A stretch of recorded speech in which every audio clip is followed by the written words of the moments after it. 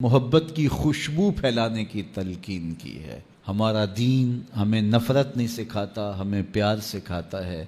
کس کو پتھر مارے ناصر کون پرایا ہے، دل کے شیش محل میں ایک ایک چہرہ اپنا لگتا ہے۔ رسول کریم صلی اللہ علیہ وآلہ وسلم نے ارشاد فرمایا، جو لوگوں پر رحم نہیں کرتا اللہ اس پہ رحم نہیں کرتا۔ تو کوئی اگر چاہے کہ میرے پہ رحم کیا جائے تو وہ لوگوں پہ رحم کرے۔ ہمارے ایک بزرگ تھے، تو جب بھی انہیں غصہ آتا تو فوراً معاف کر دیتے۔ تو ایک دن فرمانے لگے کہ میں اس لیے معاف کر دیتا ہوں کہ اللہ مجھے معاف کر دے۔ تو جو لوگوں پر رحم نہیں کرتا اللہ اس پہ رحم نہیں کرے گا۔ اس لیے مخلوق خدا پر رحم کیا جائے۔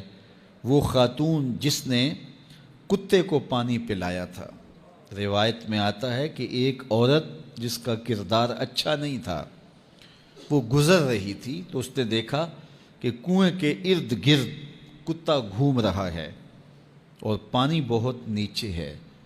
سمجھ گئی کہ یہ پیاس کا مارا ہوا کتا پانی کی تلاش میں گھوم رہا ہے، تو اس نے اپنا جوتا اتارا اور جوتے کے ساتھ دوپٹہ باندھا اور پھر اس کو لٹکایا اور پانی نکال کر کے کتے کو پلا دیا۔ اس کی زندگی تو عیبوں سے بھری تھی، گناہوں سے بھری تھی، لیکن کتے کے ساتھ رحم کرنے کے اس امر کے صلے میں اللہ نے اس کو جنت عطا فرما دی۔ تو یار اگر ایک کتے کو پانی پلایا جائے تو رب جنت بانٹتا ہے، تو انسانوں کے ساتھ شفقت کرنے والوں کو اللہ کتنا کچھ عطا فرمائے گا۔ اللہ اکبر۔ آئیے ایک فرمان اور سنیے۔ آقا کریم علیہ الصلوۃ والسلام نے ارشاد فرمایا، مسلمان کا بھائی ہے، وہ اس پر نہ ظلم کرتا ہے اور نہ کسی کو اس پر ظلم کرنے دیتا ہے، اس کو تنہا بھی نہیں چھوڑتا، لاوارث بھی نہیں چھوڑتا۔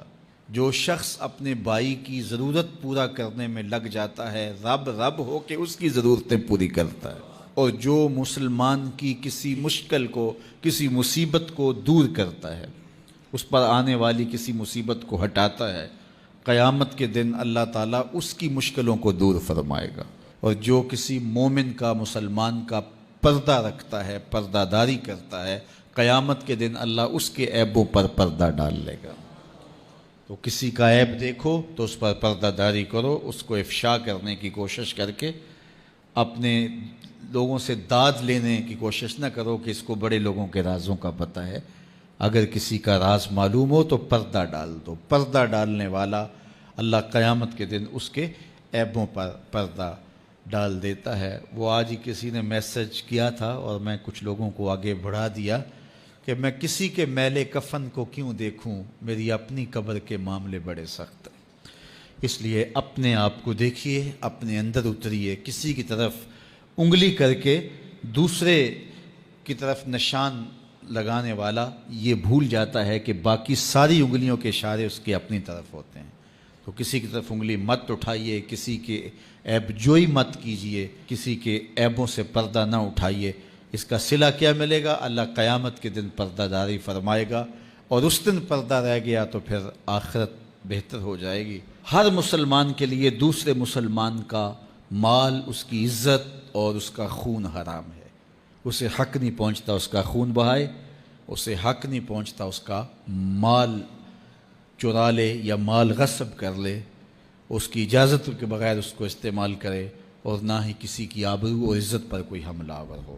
اپنے لیے، دوسروں کے لیے محبت اور پیار کا درس ان احادیث میں دیا گیا ہے۔ اس عنوان سے آقا کریم علیہ الصلوۃ والسلام کے روشن فرامین ہیں جو ہمارے لیے خضر راہ ہیں اور زندگی کے اندر اجالے اور روشنیاں بانٹتے ہیں۔ تو ہم ان کو اپنی زندگی کا سرمایہ بنائیں اور مسلمانوں کے ساتھ حسن سلوک، اچھے رویے اور انداز تکلم میں نرمی اور محبت کے ساتھ پیش آنے کا انداز زندگی بنائیں۔ یہ ہمارے